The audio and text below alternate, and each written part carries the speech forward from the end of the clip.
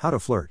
Walk up to the counter with 2 sodas and say, "Could you help me out and pick one for me?" I can't seem to decide. Once he picks one good choice, I'm so indecisive. Let him smile and blush, then go in for the kill. One thing I am certain about is adding you to my friends list, whatever you kids are using for social media these days. If you marry him, come back and thank me. Good luck. Once, when I worked at a gas station, a random stranger girl asked me straight out if I want to go live in Russia with her.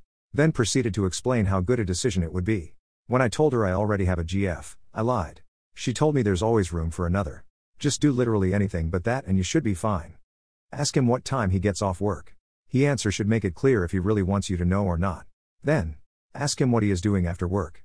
These questions should be clear to him of your intentions. Oh no, old guy opinion incoming and quat.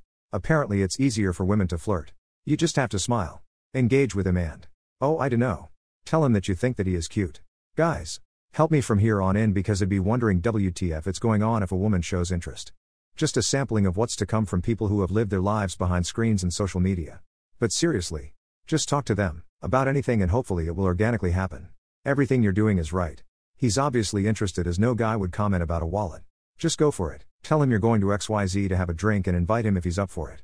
Even if he says no, you asking him out would be good practice. I promise there are many dudes out there who would be thrilled to be asked out by a woman. If things go bad, the worst case scenario is you have to go to a different gas station. I think that's worth the risk. If you took every animal from each continent and pit them against each other, which continent wins the fight? America has zoos and likely at least one of most animals cited for each continent. The battle is easily the American continent. Because I'd venture to say we have more mauling opportunities based on the desire to house wild animals for viewing pleasure, masked with philanthropic savior complexes. Everyone on Australia's jock. There's plenty of creepy animals in Oz because they're unlike what everyone else has. Big spiders, big eagles, marsupials. There's not one thing on that island that could contend with North American bears. None. Any of the large cats of North America would be an apex predator down there. There's probably nothing down there that could handle an elk or a moose. If you want to let dingoes in, they need to be a pack. And a pack of wolves would be a much greater concern than dingoes. All that being said, it still winds up being Africa.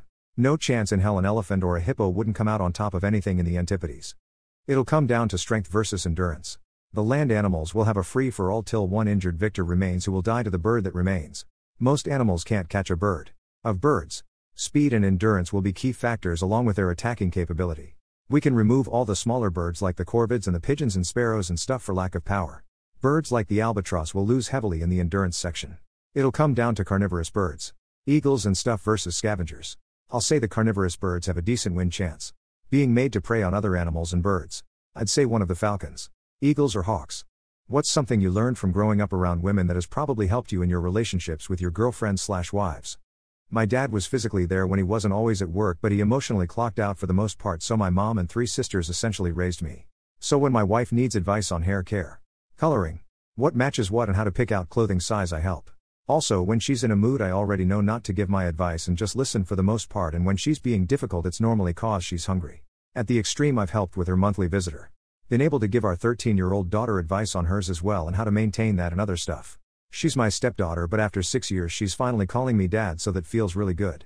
I have 5 sisters and my house was the after-school hangout for them and their friends. I was hopelessly outnumbered and at the time I hated it. But it went a long way in my ability to not be anxious or tongue-tied around women in general, which naturally had a positive effect on my ability to socialize with women. That kid in me reminds me all girls are annoying. And the adult in me says, well, let's see how annoying or not this person actually is. It's definitely a better angle to operate from than geez, I hope she likes me, let me see if I can impress her ! And quat. Women are as easy to talk to and get along with as men in social interactions. Don't put them on pedestals. If you connect socially, you connect, pretty much. Common sense. Grew up with a single mother and 3 sisters for about 13 years until my stepfather met my mother, and spent most of my teenage years hanging out with mostly girls. Hence why I've probably had women hit on me, ask me out on dates / for my number / be their boyfriend and all that stuff. How do you politely tell a mom you don't need to see pictures of her kid every day? Parent here, we can get a little obsessive over our kids, especially if we feel insecurities regarding them or our role as a parent. We can also very easily lose our individuality and interests to our children, and they become the only thing we really know how to enjoy talking and boasting about. To answer your question though, redirect while including the child, but redirect the conversation to focus on her. Example, I painted a picture yesterday. Oh, look at this picture my child painted. You must have been a painter since your kid likes to, and quat. If you refocus the conversation on her, she will eventually start getting in the habit of talking about herself. Make it about the kid's safety. Like, I'm sure you know he or she is safe around me. But please be careful who you show your kid to. That might inadvertently, make sure to highlight the inadvertently part, put them in unsafe situations and quote. Maybe that could make her think about how actually unsafe showing one's kids could be. Legitimately without knowing so. Because of course a proud mom wouldn't think that way. But other than being annoying, it is honestly worrisome how much parents will show pics of their kids to literally anyone. One of my cousins has 3 kids and posts a shit ton of photos of them every day. Some family got mad at me when I said it was too much and bad for the kids. She also had a YouTube of the family doing vids to try to get famous. Now she has them all on Instagram doing dumb shit for sponsors and kissing other influencers' asses. Also posting photos of her kids being sick with colds. WTF? Everyone gets sick. It used to be people had a few photos in a photo album kept for people close to you. Now people just share everything for dopamine. I hate seeing photos of people's kids or their holidays all the damn time. It's so awkward.